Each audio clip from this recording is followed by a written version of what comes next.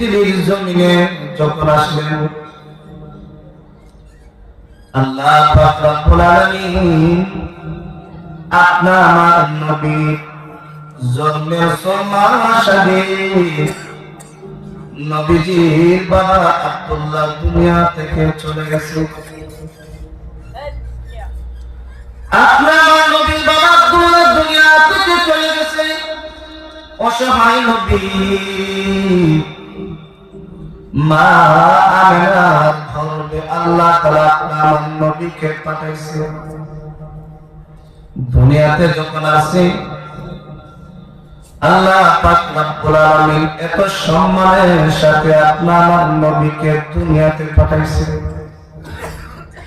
সাধারণত আমরা দুনিয়াতে আসি প্রতিটা মা বোনকে জিজ্ঞাসা করবেন বাচ্চা যখন দুনিয়াতে প্রসব করে সাধারণত প্রতিটা মা বোনের একটা ব্যথা হয়, একটা কষ্ট থাকে। রহমাতুল লিল আলামিন মার গর্ভ থেকে যখন পৃথিবীর জমিনে আসলেন ইতিহাসের পাতায় আপনারা দেখেন রহমাতুল লিল আলামিন পৃথিবীর জমিনে যখন আসলেন মা আমিনা বলেন সাধারণত সন্তান প্রসব যারা করে একটা ব্যথা হয়, অনুভব হয়। আমি আল্লাহর কসমকে বলি আমি আমিনার এই ব্যথাটুকু আমি উপভোগ করি নাই। এমন নবীর উম্মত আমরা করতে পেরেছি। ফের ময়দানে খুব আশাবাদী নিয়ে আল্লাহর জমিনে আল্লাহর দ্বীন কায়েম করতে গেছে। 4 জন বড় বড় লিডার ছিল। আপনার নবীর খুব আশা ছিল এই 4 জন লিডারের কাছে যদি ইসলামের দাওয়াতের মাধ্যমে মুসলমান বানাইতে পারি তাহলে আমার ইসলাম তাহলে শক্তিশালী হবে।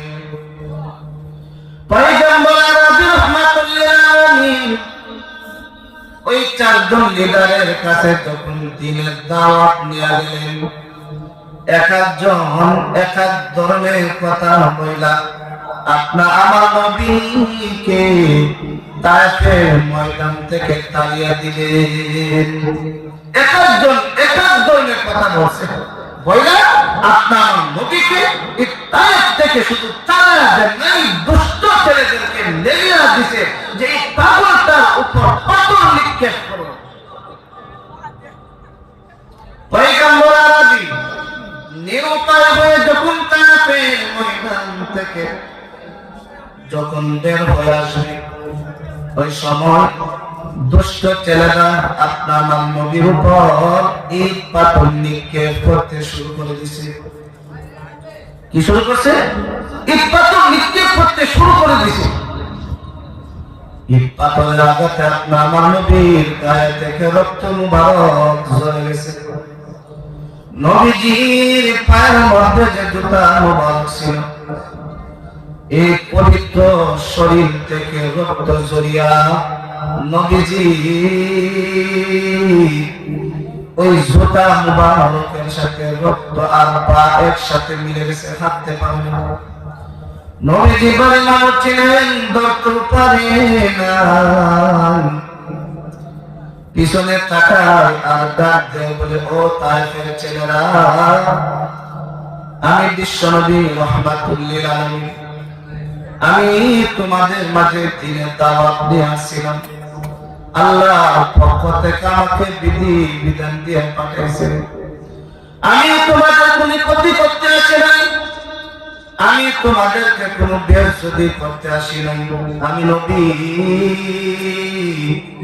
একমাত্র তায়েফের ময়দানে তোমাদের দ্বীন পরিবর্তন করতে এসেছিলাম। তোমাদের দিলের মধ্যে গুমরাহি ঢুকে গেছে, তোমাদের দিলের মধ্যে খারাপি ঢুকে গেছে। তোমরা আল্লাহকে চিনো নাই, যে আল্লাহ তোমাকে বানাইছে, যে আল্লাহ তোমাকে সৃষ্টি করেছেন, যে আল্লাহ তোমাকে চোখের মতো বড় নিয়ামত দান করছে, যে আল্লাহ তোমাকে হাতের মতো বড় নিয়ামত দান করছে, যে আল্লাহ তোমাকে জবানের মতো বড় নিয়ামত দান করছে, ওই আল্লাহর পরিচয় দেওয়ার জন্য তোমাদের কাছে আসছিলাম। আমরা তোমাদেরকে কষ্ট দিতে আসি নাই। আমি পবিত্র শরীরের মধ্যে তোমরা এক পাথর নিক্ষেপ করে রক্তাক্ত করে দিলে। এত কষ্টের কোনো নবী বদদুয়া করে নাই। জিবরাইল আলাইহিস সালাতু ওয়াস সালাম আসছেন, নবী গো আপনি যদি আমাকে হুকুম দেন, অর্ডার দেন, আল্লাহ তাআলা আমাকে 600 পাতা দান করছে। একটা পাতা দিয়ে যদি তায়েফবাসীকে আঘাত করি, পুরা তায়েফবাসী ধ্বংস হয়ে যাবে। নবী একটা শুধু আমাকে বলেন, তায়েফবাসীদেরকে পাখির সাথে মিশিয়ে দেই। আমার নবী ডাক দিয়ে বলেন, ওয়া আরসালনাকা ইল্লা রাহমাতাল লিল আলামিন। নবী ডাক দিয়ে বলে, জিবরাইল আল্লাহ আমাকে রহমত স্বরূপ পাঠাইছে, মানুষকে মারার জন্য আমি নবীকে আল্লাহ পাঠাই নাই। সুবহানাল্লাহ।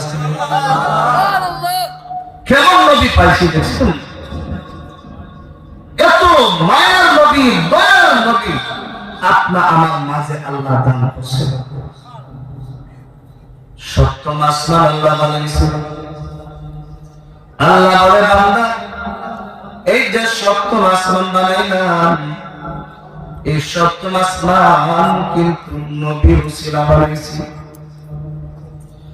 এই যে জমিনটা বানাইলাম, এই জমিনটা কিন্তু আমি আল্লাহ নবীর উসিলা বানাইছি। কুল কায়নাত কিন্তু আমি আল্লাহ নবীর উসিলা বানাইছি। তোমরা যে দুনিয়াতে আসো, আমি আল্লাহ নবীর উসিলা পাঠাইছি।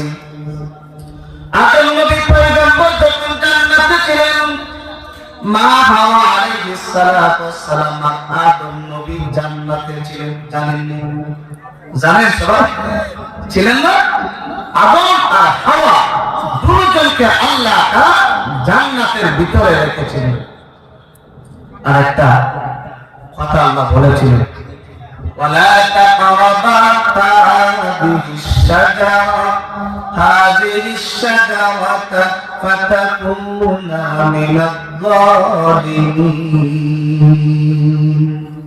আল্লাহ বলেছে, আদম এই জান্নাতের ভিতরে বসবাস করবা, থাকবা, খাইবা, সবকিছু করতে পারবা। আমি আল্লাহ অর্ডার, ওয়ালা তাকরাবা হাযিহিশ শাজারা, ওই যে গাছটা দেখা যায়, ওই গাছের ধারে কাছে যেতে পারবা না, গাছের ফল তো খেতেই পারবা না। একটা গাছকে ইশারা করে বলেছিল, ওয়ালা তাকরাবা হাযিহিশ শাজারা, এই যে জান্নাতের ভিতরে একটা গাছ দেখা যায়, গাছের ফল তো খেতেই পারবা না, কোনো প্রশ্নই আসে না। খবরদার এই গাছের দ্বারা কিছু যেতে পারবো। কে বলছে?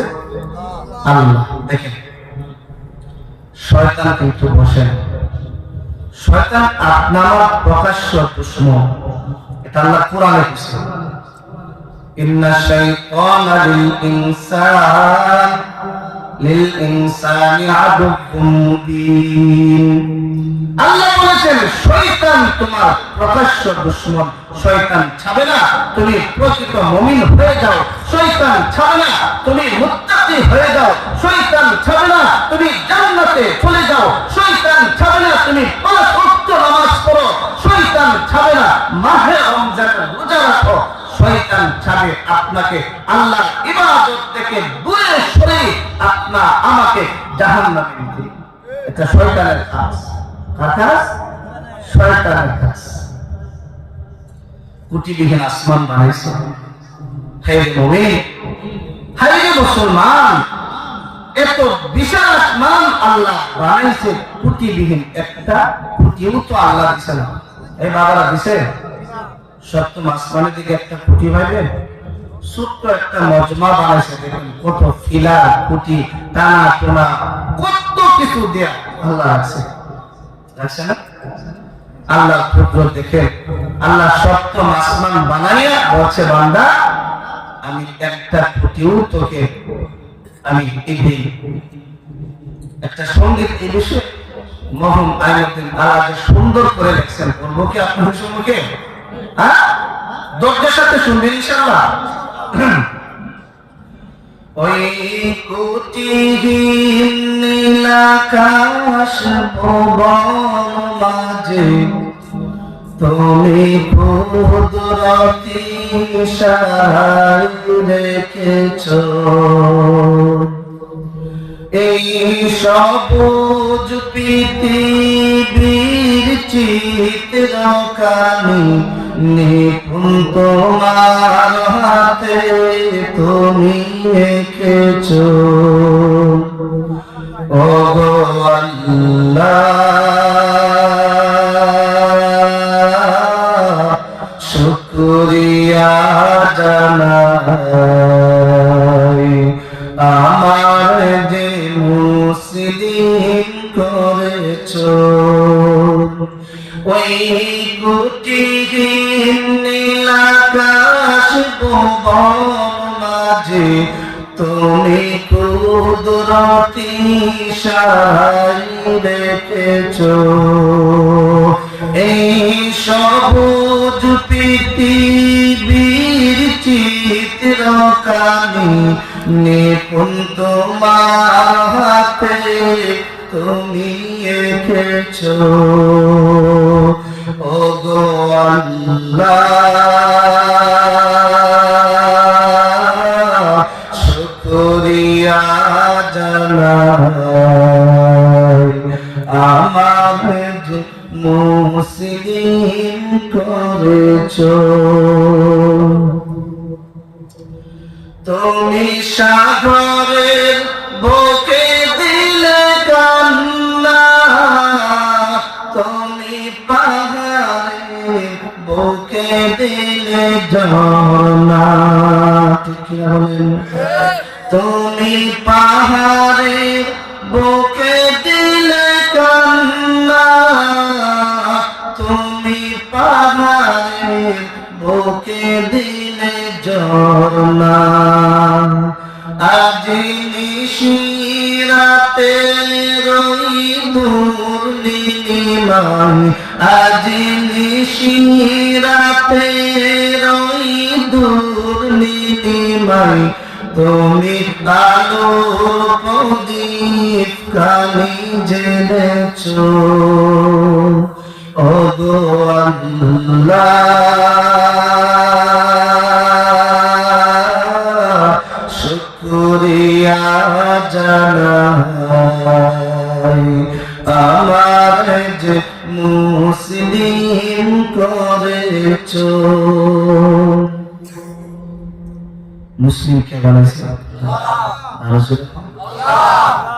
দুনিয়ার কোন প্রধানমন্ত্রী বানাইছে বানাইছে আল্লাহকে চিনতে এই দুনিয়ার বুকে যারে দিয়েছো জনম এই দুনিয়ার বুকে যারে দিয়েছো জনম তার মরণ কথাই নাম রেখেছো ওগো আল্লাহ শুকরিয়া জানাই আমার যে মুসলিম করেছো ঠিক না বলে আল্লাহর কাছে কেউ দরখাস্ত করে না আল্লাহ তুমি আমাদেরকে পৃথিবীর জমিনে মুসলমান বানায় পাঠাও কেউ করেছে ইয়া আল্লাহ তুমি আমাকে শ্রেষ্ঠ নবী শ্রেষ্ঠ উম্মত বানায় পাঠাও আমরা কোনদিন আল্লাহর কাছে দরখাস্ত করি নাই আল্লাহ আল্লাহ বিনা দরখাস্তে আপনাকে পৃথিবীর জমিনে অবায়ব আকৃতি ধারণ করিয়া আল্লাহ বলে মুমিন একটা বাতর চেহারাটা আয়নার দিকে তাকায়া দে, আরেকটা মাখলুকাতের দিকে তাকায়া দে, যত সুন্দর করে আমি আল্লাহ তোকে বানাইলাম, এত সুন্দর অবয়ব আকার আকৃতি ধারণ করিয়া আমি আল্লাহ পৃথিবীর জমিনের দ্বিতীয় আরেকটা মাখলুক আমি আল্লাহ বানাই নাই।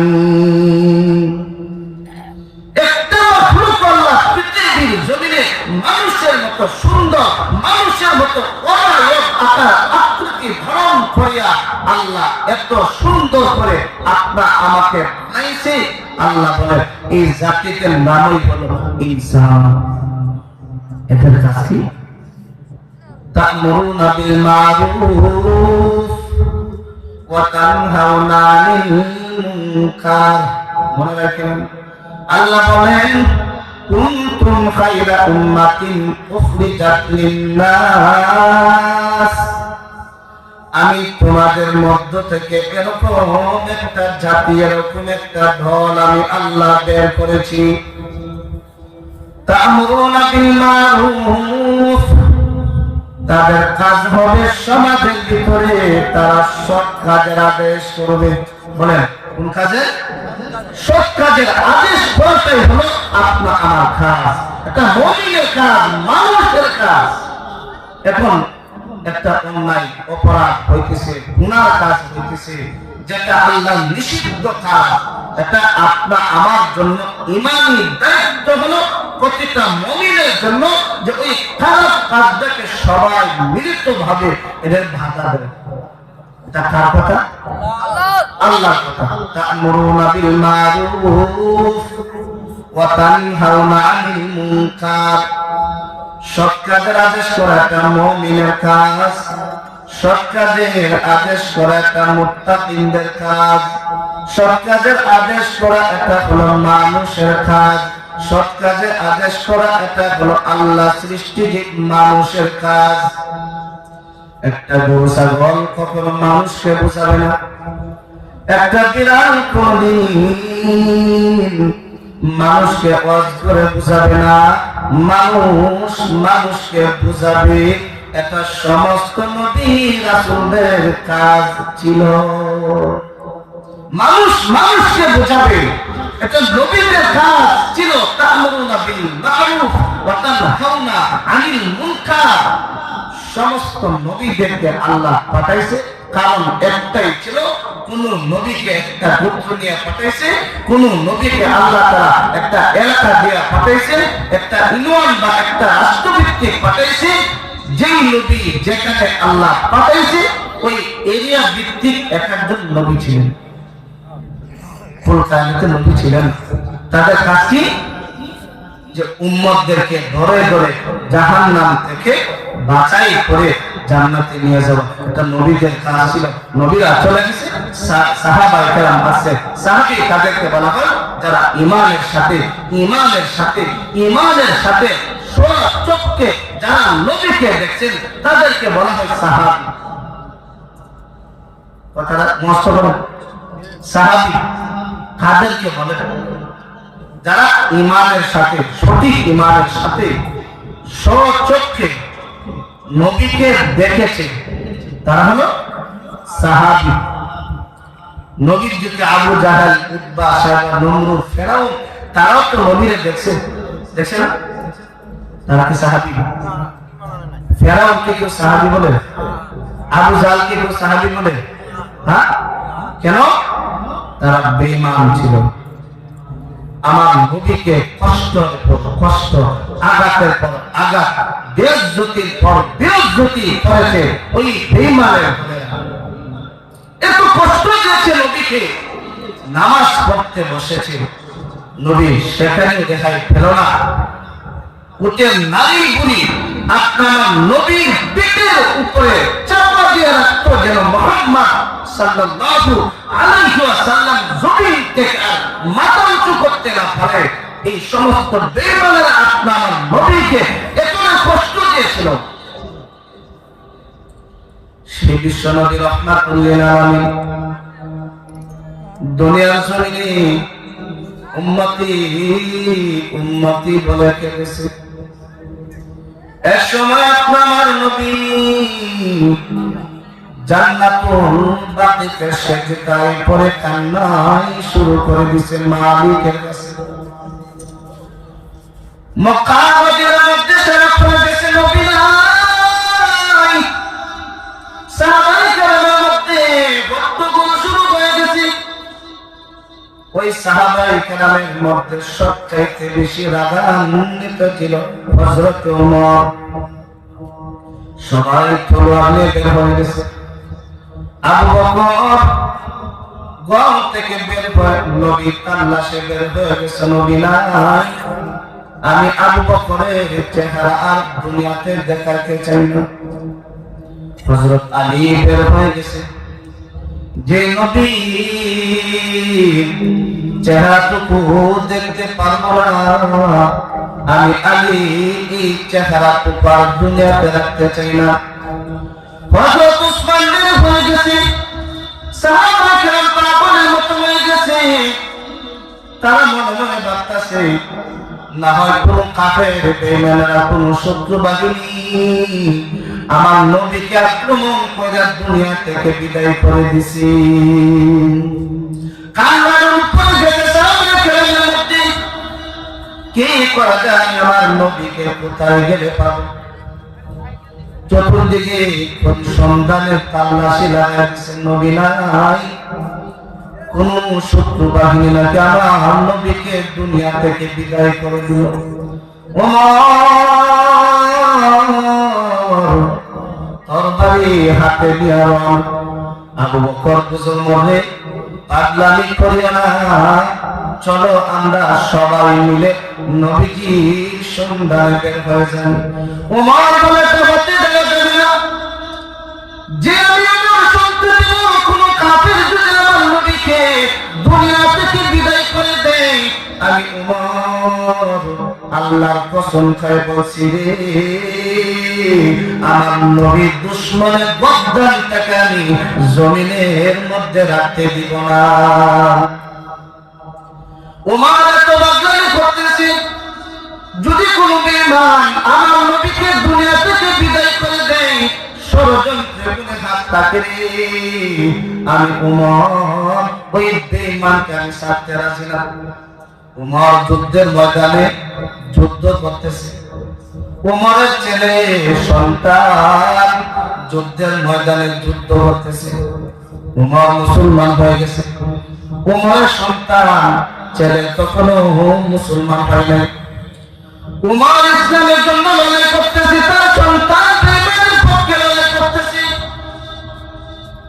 যুদ্ধ যখন শেষ হয়ে গেছে, ওমর তখন যুদ্ধের ময়দানে তার সন্তানকে দেখে নাই।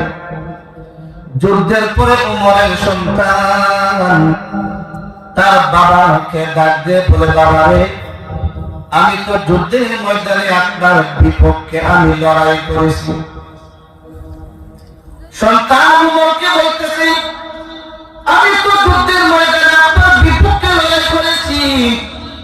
ওমর ডাক দিয়ে বলে, আল্লাহর কসম, আমি ওমর যদি তোকে যুদ্ধের ময়দানে দেখতাম রে, তোর ভাগ্যটা অনেক ভালো, আমি ওমর যুদ্ধের ময়দানে তার বদদানটাকে আমি আলাদা করে দিতাম।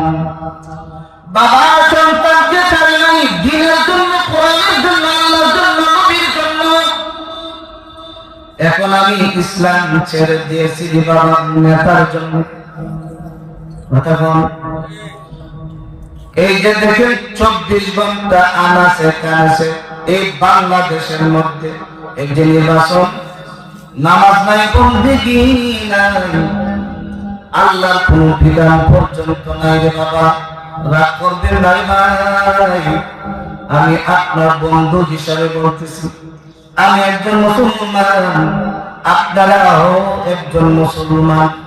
আপনি যে কালিমা পড়েছেন লা ইলাহা ইল্লাল্লাহ, আমি এই কালিমায় পড়েছি লা ইলাহা ইল্লাল্লাহ। আপনি যে নবীর উম্মত, আমি কিন্তু সেই নবীর উম্মত। যে স্রষ্টা আপনাকে সৃষ্টি করেছে ওই স্রষ্টা আমি মুজাহিদুল ইসলাম মাহমুদীকেও সৃষ্টি করেছে। আপনাকে মৃত্যুর পরে 4টা তাকবীর দিবে। আমি আলোচনা করতেছি বিদায়, ইমাম সাহেব হইছি বিদায়, আমি মুফতি আর মুহাদ্দিস হই না কেন আমাকে 6টা তাকবীর দিবে না? আপনাকে যেরকম 4টা তাকবীর দিবে আমাকে 4টা তাকবীরই দিবে, এরকম বেশি দিবে। আপনার মৃত্যুর পরে গরম পানি আর ঠান্ডা পানি দিয়ে যে গোসলটা দিবে রে বাবা, বড়ই পাতা গরম পানি দিয়ে গোসল করাইবে, আমাকে হাউজে কাউসারের পানি দিয়ে গোসল দিবে না, জমজমের পানি দিয়ে আমাকে গোসল দিবে না। একই পানি দিয়ে আপনাকে দিবে, আমাকেও দিবে। আপনাকে 3 টুকরা সাদা কাপড় প্যাকেট করে দিবে, আমাকে কিন্তু রঙিন কাপড় দিয়ে দিবে না, আমাকেও 3 টুকরা সাদা কাপড়ের প্যাকেট করে নিবে। আপনাকে যে কাবুল্লাতে রাখবি, আমি যে আলোচনা করতেছি বাবা, আমাকে একে কাবুল্লাতে শোয়া রাখবি। আপনার মাথার মধ্যে তেমন দিবি, কোমর মসজিদে তেমন দিবি, পায়ের নিচে তেমন দিবি। আমার মৃত্যুর পরে কিন্তু ঠিকই 3টা বাম দিবি। এই যে ভক্তটা করবে আপনার জন্য যতটুকু খনন করবে আমার জন্য ততটুকুই খনন করবে, কোনো কম বেশ করা হবে না। কথা হয় না? আমি আপনাদেরকে এই মেসেজটা শুধু দিতেছি যে বাবা, আপনি কাকে বুদ্ধি দিবেন আপনার ইচ্ছা স্বাধীন উপরে আপনার দিবেন। আল্লাহ আপনাকে হাইওয়ানে নাতেক বানাইছে, বুঝ শক্তি আল্লাহ দিছে। তবে বাবা রে, আপনাদেরকে আমি একটা ছোট্ট কথা বলে যাই, আপনি যে 5 ওয়াক্ত নামাজ ছাড়িয়া আপনার নেতা নেত্রীর পিছনে যে আপনি ধরে সময়টা নষ্ট করে দিতেছেন, আল্লাহ না করুক আপনি যদি বেনামাজি হয়ে যান, সুদখোর ঘুষখোর হয়ে যদি আপনি মারা যান, কঠিন কিয়ামতের ময়দানে আল্লাহ তাআলা জিজ্ঞাসা করবে, এদিকে আয়, নামাজ পড়লে না কেন? আমি আল্লাহ হুকুম মানলে না কেন? বল। আমরা বলবো মালিক, আমি সংসার চালাইতে গিয়ে আমি নামাজ বন্দিগি করতে পারি নাই, আমি রাষ্ট্র পরিচালনা করতে গিয়ে আমি নামাজ বন্দিগি করতে পারি নাই, আমি অসুস্থতা ছিলাম আপনার গোলামি করতে পারি নাই। বলবেন না? আল্লাহর কাছে ঠিকই কিন্তু বলবেন, অসুস্থ ছিলেন। আল্লাহ কঠিন কিয়ামতের ময়দানে আইয়ুব আলাইহিস সালাতু ওয়াস সালাম একজন নবীর নাম, আল্লাহ তাআলা আইয়ুব নবী পয়গম্বরকে সামনে দাঁড় করাবেন। কোটি কোটি মানুষ থাকবে হাসরের ময়দানে, যারা যে অভিযুক্ত করবে মালিক, আমি তো সারা জীবন খালি অসুস্থ হয়েছিলাম, নামাজ আর বন্দেগী আর রোজা রাখবো, তখন আল্লাহ আইয়ুব নবী পয়গম্বরকে হাসরের ময়দানে দাঁড় করাবে আর বলবে, ওই বেঈমান বল, আমার আইয়ুব নবীকে দুনিয়াতে 18 বছর পর্যন্ত অসুস্থ, ঠান্ডা দিয়ে অসুস্থ না, শুধু জোর দিয়ে আমি আল্লাহ আইয়ুব নবীকে অসুস্থ করি নাই, সাধারণ কোন অসুস্থ দিয়ে আমি আল্লাহ আইয়ুব নবীকে পরীক্ষা করি নাই। এরকম একটা অসুস্থ আমি আল্লাহ আইয়ুব নবীকে দান করেছি, যে অসুস্থ হওয়ার কারণে তার বিবিরা পর্যন্ত আইয়ুব নবীর সংসার ছেড়ে চলে গেছে। হ্যাঁ, আপনারা বলেন যে বাবা, আপনাদের ঘরে যাদের এখনো বিবি সাহেব বেঁচে আছে, আপনার যদি কোন ঠান্ডা বা জ্বর হয়, এই ঠান্ডা জ্বরের কারণে কোন বিবিসা তার স্বামীকে পেয়ে গেছে, কথা ভালো ঘুমাইতেছে, হ্যাঁ সবাই হাত উঠা, সবাই হাত উঠা না, আসলে সবাই আছে আছে কি না, তোরা যাবেন না তো, চলবে চলবে ইনশাল্লাহ। কোন বিবিসা স্বামীর জ্বরাক্রান্ত কারণে কিন্তু দেখে ফারাক হয়ে যায়নি, কিন্তু বিবিরা পর্যন্ত আয়ের নবীর পয়গম্বরকে রেখে চলে গেছে। কেন গেছে? এমনকি ইতিহাসের পাতায় পাওয়া যায় আদম নবীকে এলাকা থেকে দূরে সরে গেছে। এরকম একটা রোগ আল্লাহ তাআলা নবীকে দান করেছিলেন, যেটাকে আমাদের বাংলা ভাষায় বলে কুষ্ঠরোগী। মানুষের শরীরের মধ্যে যখন এরকম একটা রোগ আক্রান্ত হয়, কুষ্ঠু খসে খসে পড়ে যায়, শরীরের মধ্যে এরকম একটা দুর্গন্ধ ছড়ায় যায়, তখন বিবিসা একই বালিশের মধ্যে মাথা রাখা আজীবন আপনার সাথে সংসার করেছে। কি এরকম একটা রূপ যদি আপনার হয় বাবা, তখনই বোঝা যাবে সত্যিকারের বিবিকে আর স্বার্থপর বিবিকে, তখন বোঝা যাবে। আয়াত নবী পয়গম্বর কিরকম উদ্দেশ্যে সমাজের মানুষটাকে গ্রহণ করে না, আশপাশের মানুষটাকে গ্রহণ করে না। এরকম একটা রোগাক্রান্ত যে আল্লাহ তাআলা ইমানে পরীক্ষা করার পরেও শুধু আল্লাহ তাআলা রূপ দিয়ে করে নাই রে বাবা। আয়াত নবী পয়গম্বরের 13 জন সন্তানাদি ছিলেন, ওই সন্তানাদিদেরকে ছাদের চাপা দিয়ে আল্লাহ তাআলা একসাথে সবাইকে মেরে ফেলল। আয়াত নবীর পয়গম্বরের ঘরে যে মণি তাকে কামলা বলে না, হ্যাঁ আয়েশা বলতেছে হুজুর আপনার তো অনেক বড় সর্বনাশ হয়ে গেছে, আপনার সন্তানেরা যে ছাদের নিচে থাকতো, বিল্ডিং এর মধ্যে থাকতো, এই চাঁদ ভাঙে আপনার সন্তানেরা সব মৃত্যুবরণ করেছে। দেখেন কথাটা বলতে দেরি, আয়াত নবী পয়গম্বর লা হাওলা ওয়ালা কুওয়াতা ইল্লা বিল্লাহিল আলিয়্যিল আযীম বলিয়া আল্লাহর কাছে শুকরিয়া আদায় করলেন, মালিক তুমি সন্তান দিয়েছো, তুমি নিয়ে গেছো, আল্লাহ তুমি তো সন্তান দিছো, সন্তানকে আমার, এই সন্তান তো আমার না, আমি তো ছিলাম না, ছিলাম এই কথা বলবো। আপনার বয়স যদি 40 বছর হয়, 40 বছর 1 সেকেন্ড আগেও আপনি পৃথিবীর জমিনে ছিলেন না, আল্লাহ এই কথাটা কোরআনে বলেছেন, হাল আতা আলাল ইনসানি হিনুম মিনাদ দাহরি লাম ইয়াকুন শাইআম মাযকুরা। তোমার নাম গন্ধ ছিল না, তোমাদের অস্তিত্ব ছিল না, তুমি দুনিয়াতে আইবা কি আইবা না এটা পৃথিবীর কোন মানুষ জানতো না, তুমি মৃত হইবা না জীবিত হইবা পৃথিবীর কোন মানুষ জানতো না। আল্লাহ বলেন কুদরতিভাবে আমি আল্লাহ মায়ের পেট থেকে দুনিয়াতে আমি আল্লাহ তাআলা পাঠাইছি। আপনি যদি বলেন আল্লাহ অসুস্থতার কারণে পড়তে পারি নাই, আয়াত নবীকে ডাক করে বলবেন তুমি কি আয়াত নবীর চাইতেও বেশি অসুস্থ ছিলি? আয়াত নবীর চাইতেও কি অসুস্থ ছিলেন? ইমাম কেন পড়তে পারলেন না? আফসোস মুসলমানদের কথা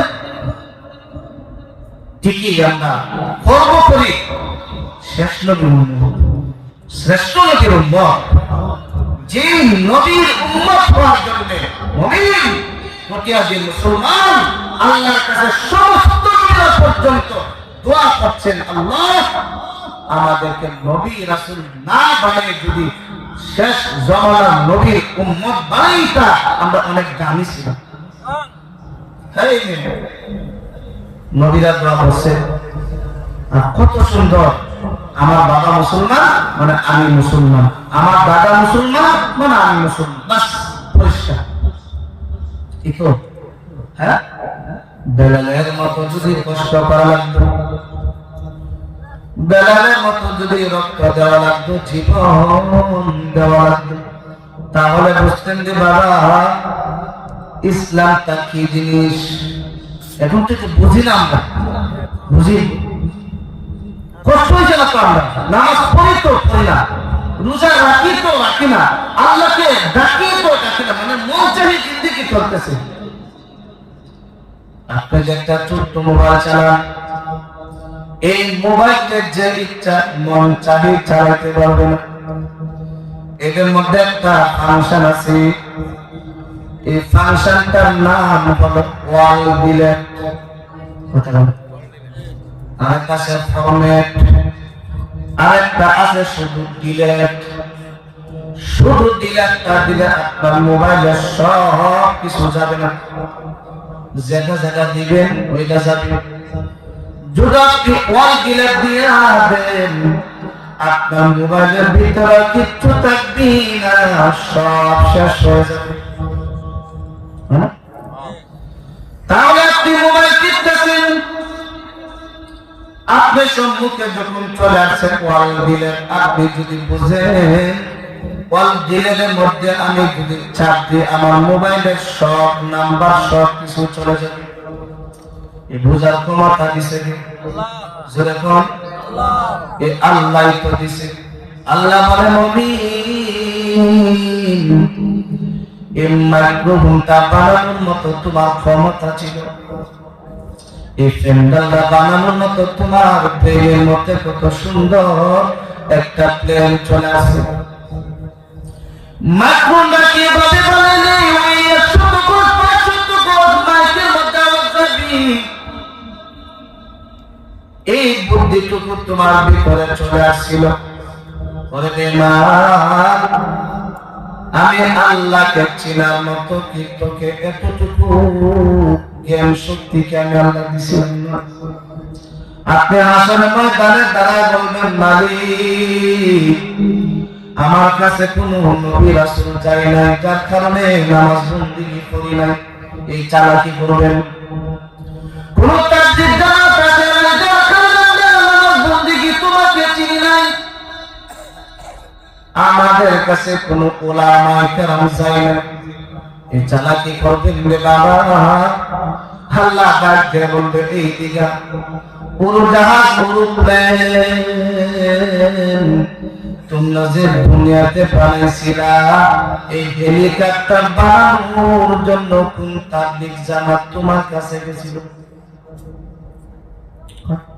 আপনি একটা হেলিকপ্টার বানাইছে, উড়োজাহাজ বানাইছে, কোন তাবলীগ জামাতে গেছে? নবী আসছিল?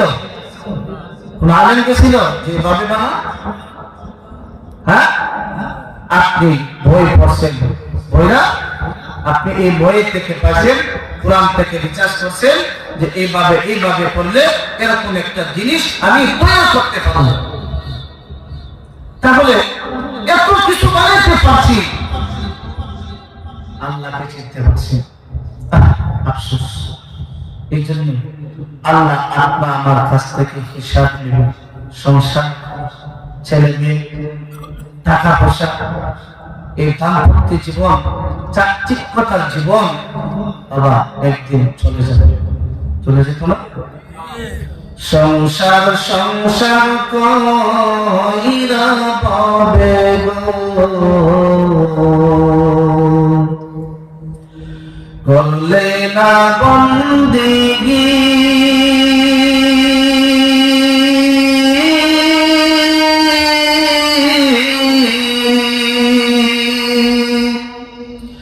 কিভাবে কাটাইবে মনরে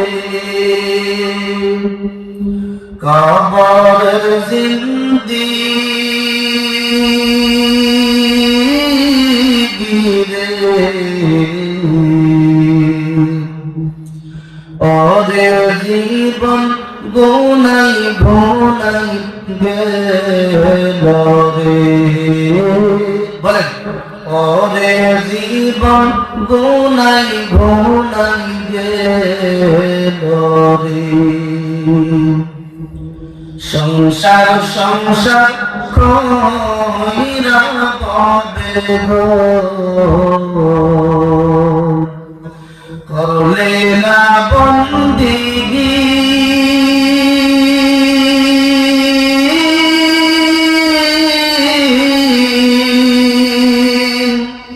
কিভাবে কাটাইবে মনরে, কবর জিন্দেগি রে, ওরে জীবন গুনাই গুনাই গেল রে, ওরে জীবন গুনাই গুনাই গেল রে। নিঃশ্বাসের বিশ্বাস কইরা গো, বাদলাম বাড়ি ঘর,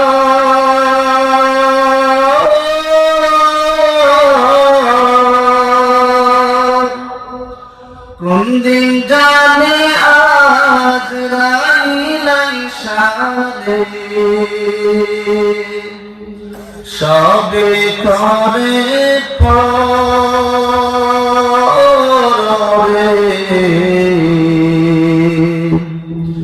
ওরে জীবন গুনাই গুনাই গেল রে, বলেন ওরে জীবন গুনাই গুনাই গেল রে। জীবন ভর গুনাহ করলেন রে বাবা, সামনের দিকে তাকাইলো গুনাহ, পিছনের দিকে ও তাকাইলো শুধু গুনাহ আর গুনাহ। চোখ দুটা বন্ধ করে রাত দিন চিন্তা করবে, ফজরের পর থেকে আমি শোয়ার পর্যন্ত কতটা নেকের কাজ করলাম, আর আমি সারাদিন কতটা গুনার কাজ করলাম। এটা মিলায়েন, এটা মিলায়া একটু চোখটা বন্ধ করে আখিরাতের চিন্তা করবেন, কবরের চিন্তা করে একটু ভাববেন, চিন্তা করেন যে সারাদিনে আমি কতটা নেকের কাজ করেছি আর কতটা গুনার কাজ করেছি। প্লাস মাইনাস করে যদি দেখেন আমার গুনার কাজ বেশি হয়েছে, কেন হলো? আমি তো মানুষ, আমি মুসলমান, আমি আল্লাহর বান্দা, আমার দ্বারা তো গুনার কাজ বেশি হওয়ার কথা না, নেকের কাজ বেশি হওয়ার কথা। ওই মুহূর্তে যদি আপনার আমাকে আজরাইল এসে নিয়ে যায়, গুনাহ অবস্থায় আপনার অবস্থাটা হবে। রাত অনেক হয়ে গেছে, আর লম্বা করা যাবে না। আল্লাহকে চিনেন, আমরা দুনিয়ার চাকচিক্যতার মধ্যে ভরিয়া বাবা আমাদের আখিরাত জীবনটাকে নষ্ট যেন না করে দিই। ইহা হাম সব মুসাফির হয়, ওহি আখির ঠিকানা, কোই আগে রওয়ানা है, कोई पीछे रवाना। এই দুনিয়াটা হলো আপনার জন্য ইহা হাম সব মুসাফির হয়, এটা হলো মুসাফির। বেশি দিন থাকবো না, ওই আখের ঠিকানা, আসল ঠিকানা হলো আখেরা। কেউ আগে অথবা কেউ পরে। আপনি যদি ভাবেন আমার বাবা দুনিয়াতে আগে আছে, বাবা মরবে তো আমি মরব, বাস আপনি নিশ্চিত বসে বসেন। এই ডকুমেন্ট আছে, আর কাছে ডকুমেন্ট আছে কি যে আমার বাবা আগে মারা যাবে, তারপর আমি বড় ভাই পরে সিরিয়া? এরকম তো না। বাবা বিচারে হাত চাইতেছে, মরবে তো মরবে, টকটকে কলিজার টুকরা সন্তান সবই নষ্ট, বউ ওটা আনছে, বাসনা তো করতে পারে না, বিদায় হয়ে গেছে। নাই মনে আছে? এই তিনটার কথা স্মরণ করো, কবরে আযাবের কথা স্মরণ করো। একটা না, হাদিস শরীফে আছে বেনামাজির খবরে, শুকর আর ঘুষখোরের খবরে, আল্লাহর নাফরমানদের খবরে 99টা সাপ আল্লাহ নিযুক্ত করে দিলেন। খবরদার, আল্লাহ বলেছেন এই 99টা সাপের মধ্য থেকে একটা সাপের সামান্য বিষ যদি দুনিয়ার বুকে ছাড়ে, সারা তামাম পৃথিবীর মধ্যে সবুজ ঘাস আর উৎপন্ন হবে না। কি মনে করছেন? একটা দুইটা না, 99টা সাপ নিযুক্ত করবেন আপনার খবরের মধ্যে সবল করবে, 70 হাত মাটি নিচে চলে যাবে, আবার সাপের লেজ দিয়ে আবারও উঠাবে, চিন্তা করবে। এরকম ভাবে ইসরাফিল সিংহে ফু দেওয়ার আগ পর্যন্ত আপনার আমাকে এরকম কষ্ট দিতে থাকবে। যদি আমরা ঈমান হারা হয়ে মারা যাই, আল্লাহকে যদি রাজি খুশি করতে না পারি, ভাবাই বৃদ্ধ বাবারা, বাবার সমতুল্য বাবারা, আমার যুবক বাবারা, আপনাদের পায়ের নিচে রেখে আমি বলে যেতেছি, আপনারা 5 ওয়াক্ত নামাজ পড়েন, আল্লাহর পরিচয়টুকু ছিলেন কবরে যান। আল্লাহ বলেছেন, ওয়ালা তামুতুন্না ইল্লা ওয়া আনতুম মুসলিমুন, মুসলমান না হয়ে কবরে যাইতে আল্লাহ নিজেই নিষেধ করছেন। এখন আপনারা বলবেন, হুজুর বলেন তাকে, আমরা কি তাহলে মুসলমান না? এই নিয়ে একটু ভাবেন, কি মুসলমান হতেছেন আপনি? আচ্ছা, 5 ওয়াক্ত নামাজে কয়েকটা পড়ছেন, যতটুকু পড়ছেন আপনি হিসাব মিলান, এই নামাজটুকু হয়েছে কিনা? রুকু, সেজদা, সূরা, কিরাত, তাশাহুদ, দরুদ শরীফ, দোয়া, মাসুরা, নামাজ রঙের কারণ, ওয়াজিব, সুন্নাত, মুস্তাহাব, আপনার সব ঠিক আছে কিনা একটু হিসাব করেন। তো নামাজি ভাবে হাজি সাহেব ভাবেন, ভাবা চলবে। আল্লাহ তাআলা আমাকে ফজিল করেছে, একটা বুঝেছে আর দরকার নেই।